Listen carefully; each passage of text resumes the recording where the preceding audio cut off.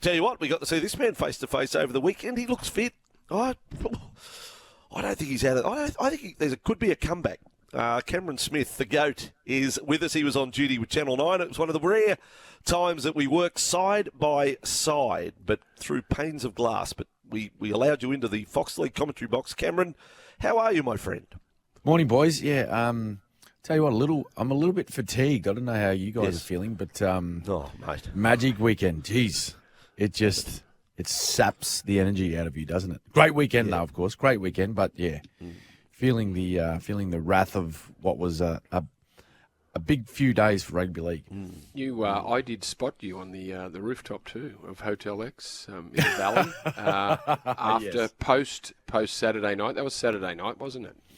Saturday night. Yeah, no. So I worked on the Cowboys Rabbits game, and joined the colleagues. What a stinker! What a stinker that was. Yeah. I think the Cowboys, I think that's why we're on the rooftop. That's right. We needed to just take the edge off. It was a good roll up. There was Channel 9 people, there was Fox people, there was the reporters, Reedy and Kristen Nicolucci. I got in a very heated debate about our origin teams and different things. I'm sorry I missed this. I missed this. Here I am watching. It was fantastic. I'm watching Wigan v Hull KR and then just read the good book and then go to sleep. I think I might have passed your text you were sending me about score updates and that. I think Cameron said he was interested. He said, Brandy, do you know the score in the English Super League? I said, you know what? Just happens by chance that Fossey's downstairs in his room watching it. And I was updating the whole of the rooftop about score updates. Simone's listening right now. She'd be doing the school run. See, your husband stays indoors while these young whippersnappers go out on the, they just carry on into the night, on the Smith tiles. and Alexander on the tiles. On the tiles. Doing their I was thing. up there. I was actually up there. I was the minder for Jonathan Thurston, so that's why I was there. Right. Okay. Had to make sure he behaved himself. Let's go into yes, JT's with you. Let's go into post-mortem mode right now about Magic Round. Best and worst, if you like. Cameron, it's really hard because it's just so many moments. It's a weekend of moments, but I won't get you to pinpoint one. Single out a few really standout moments, players, games, events. I think the game, the high quality game, of course, was match of the round was Sharks versus Roosters. High scoring though. I didn't think we were going to see as many points as we did. 68 points, in fact, 38-30 it ended up. But it was just a high quality game. Sharkies prevailing, so I think they may have answered maybe a couple of questions. I won't say all question marks about their credentials, but. To knock off the Roosters, particularly with the form that the Roosters have been in, I think that was a standout for mine. I was in sort of preparation or pre-game for the Storm Parramatta match yesterday afternoon while the Warriors Penrith game was going on.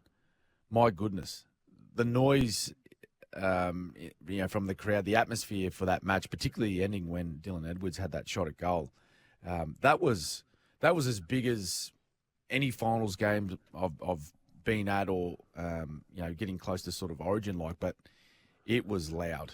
So I think that was a wonderful moment for the weekend was the way that game finished. And the Warriors had to fight hard, right? They were missing a few of their stars, and we all know that Cleary wasn't there, but it's still a Panthers outfit that it's a very good footy side. And to get the win the way they did, they had to come from behind and, to win it by 2 points was fantastic. So they were the two sort of standouts for me. I thought when Penrith are very scratchy in the first half. Some errors gave the Cowboys.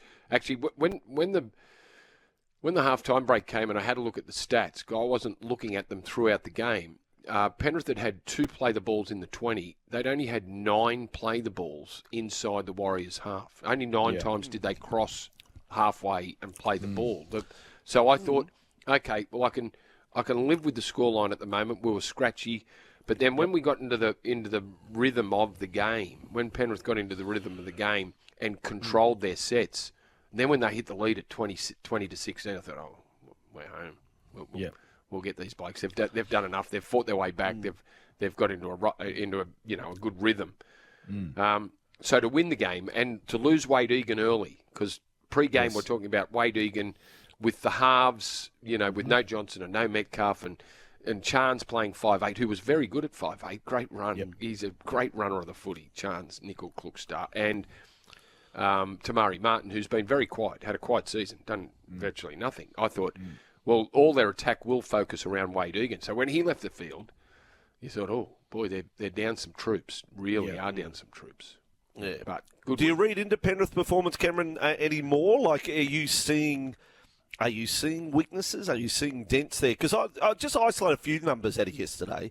Brian Tottle, only one tackle bust. This is like 73 tackle bust going into the game, one tackle bust. Dylan Edwards didn't get anywhere near the 200 run metres yesterday.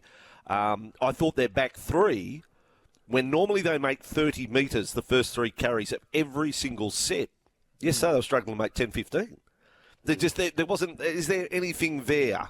It give hope to the other 16 teams that the might of Penrith has slipped a little, Cameron. Yeah, well, there's high standards around Penrith, right? And not just their footy side, but every individual that pulls on a jersey. We just expect, huge numbers from them, and I guess most weeks we expect them to be faultless. So, but at the end of the day, they're human beings. They're a footy side that can have an off week, and maybe yesterday was just an off week for them. Like, who knows? Like, maybe they've done some extra training. Maybe they've had a little bit of work put into them, with a bit of fitness or whatnot. I'm not too sure.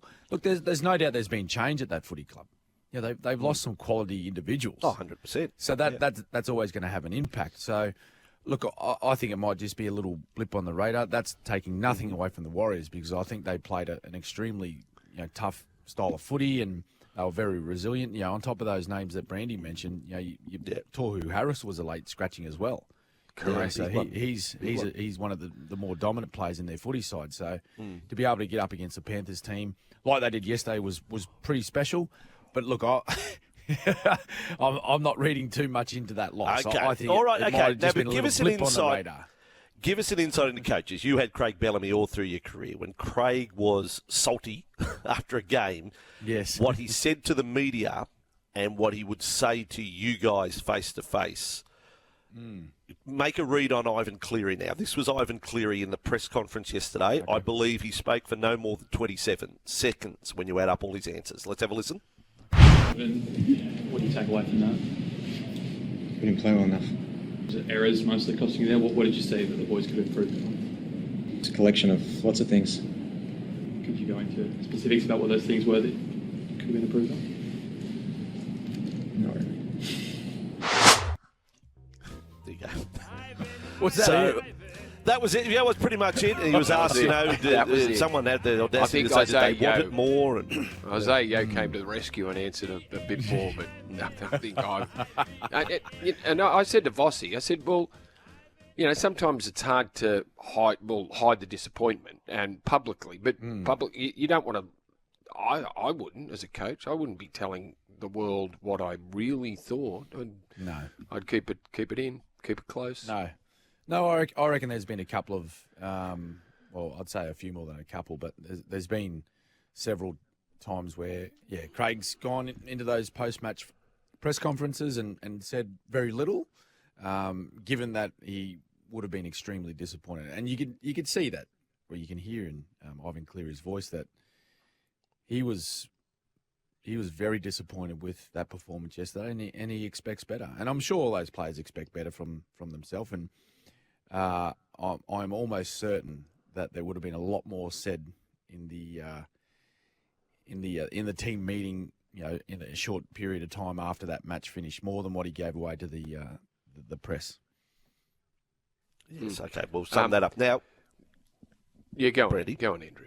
I was going to say to you boys, to both you boys, have you, in all your time, because you've had a life in rugby league, Brandy, you too, Cameron, has the game ever been flying more? And I'll give you an Exhibit A from the weekend. We had so many stars out, yet Magic Round was outstanding. We had superstars out, and blokes like David Armstrong and Tane Tuapiki stand up to be two of the best players from the weekend. How good's the game going? Well, it's great. The whole weekend was fantastic. Like that, the entire city was buzzing, and I'm glad that the I haven't got my Queensland cap on here, but I'm glad that the game has re-signed with the Queensland government to stay on for a further, I think it's 3 years, Vossi. I think that's right. Correct. Because it's just an incredible venue, right? Like, Suncorp Stadium alone is, in my eyes, is the best rugby league stadium in the world. Then you've got that whole precinct of Caxton Street where they close it off, and the entire sort of rugby league community comes together. It just works. Yeah, it just works. It's a great spot, right? And the weather was fantastic. The field was dry. It was fast, so it allowed the players to go out and play some exciting footy. But you touch on those stars, and it was a talking point coming into the weekend, wasn't it? Like talking about how much, like if there was a salary cap, how much value on players were missing, and it's sort of, I don't know if I was trying to draw a bit of a downer on the weekend, but when those stars are missing, it gives opportunity to young guys that we've never seen before. And you mentioned a couple of those names, Vossi. I thought they were fantastic. So David Armstrong, the astronaut. Just here, boys, the young fellas. Here you go, boys, on the biggest stage like that. Those young fellas, like that would have been the biggest game of their life. Playing in front of 50,000 people. You don't get an opportunity too often to play in front of capacity crowds like that. Unless you're playing in, a state of origin or one of the finals footy. And not too many people get that opportunity. So, for the way that those young fellas played was fantastic. And, I really loved it. I thoroughly enjoyed the entire weekend.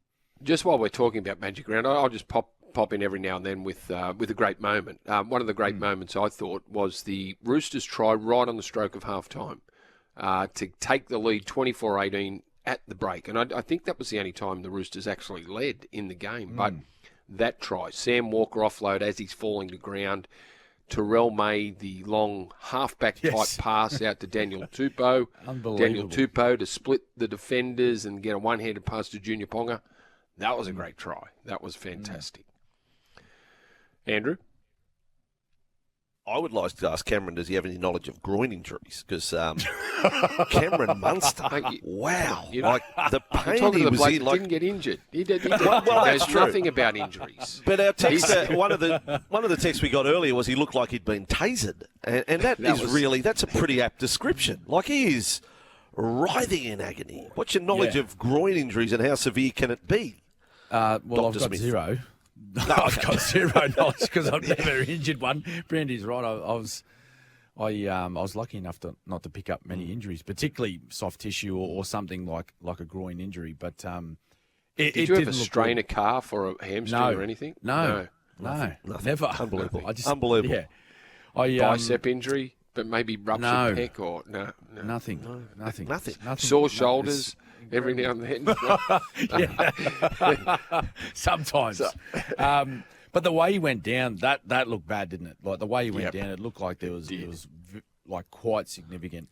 Actually, I went in and said good day to him and just to check on him at half time.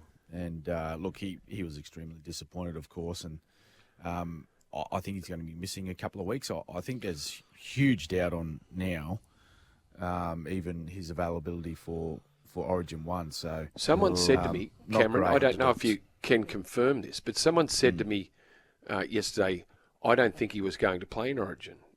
They said he was going to tell Bill that he didn't think his groin was up to it because it has affected him.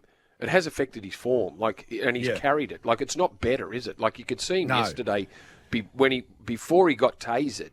When a couple of times he hit the ground and he winced in pain, and you thought, this is still an issue. And even though Cameron has done some good things in periods of games this year, and he missed the first month, it's restricted him for the 80 minutes, having an 80-minute performance. So anyway, I don't know whether there's any validity in that, whether he was going to speak to Billy and say, look, I don't think the groin's up to it, but you would say he definitely will miss game 1. I can't see how he'd be ready for that. Yeah, I hadn't heard anything of that kind, Brandy. Right. It might be true. It might be true. Given my understanding of Cam Munster and the type of player he is, he's not going to go into that situation of being picked in Origin 1 knowing that he's not completely 100% fit. And he's mentioned that before. Yeah. When he first come back and played his first game, was that he said, this is This is an injury that I'm going to have to manage the entire season. Now, am I 100% fit? No, I'm not. And I think the way you described, his sort of, his fitness at the moment is that, he is restricted. You can see that he's restricted. He hasn't been able to really open up, has he? In the games that he's played. Now, he's played some solid footy, but he hasn't been able to play at the standard that we've seen him in the past. So, who knows what this means now? Like whether it's now just has a couple of weeks off and tries to get it right. I do know that coming into the game yesterday that he wasn't feeling the best, but just felt like he needed to be out there and playing. Given particularly Jerome Hughes wasn't available, so look, it didn't look good. I don't think it's as bad as what people were thinking when he hit the ground, but it's going to be an issue for himself and particularly the Melbourne Storm. Whether that means it's got a long layoff now or it's a couple of weeks and then he's back, we'll have to wait and see. But I do feel as though that Origin 1 in particular, he is in huge doubt for. Brandy, the Sharks drive to kick off was 1,000 times better than the Roosters one. I've already mentioned that, but text message 180. We've already spoken about the try in the first minute. It was an absolute cracker. Cameron Smith with us every Monday. We'll be back after. Now, pull up your socks. We could probably say that truck driver for Underwork socks this morning. Those comfy socks, Cameron. It's a tough one because there's so much to celebrate out of the weekend. But did you have a pull up your socks moment? Pull up your socks moment. Or team, or player. Well, look, I'm going to go Parramatta. Yeah. They're a better side than that. And I know the Storm, they turned it on a little bit last night, but even with Mitch Moses out, they're a better footy side than that. 48-16, boys. It's the only blowout of the entire weekend. Yeah. Come on, Parramatta. Come on, Parramatta. So it was a pretty positive weekend, wasn't it? It's hard to pick on someone. I'm going to go the Patton Hills technicians up there. They couldn't patch us in. Patton Hills. It's a heavy blow. Poor blokes. Deserving the credit. Brandy shot them down. Under the bus they go. All right. Andrew, you got someone?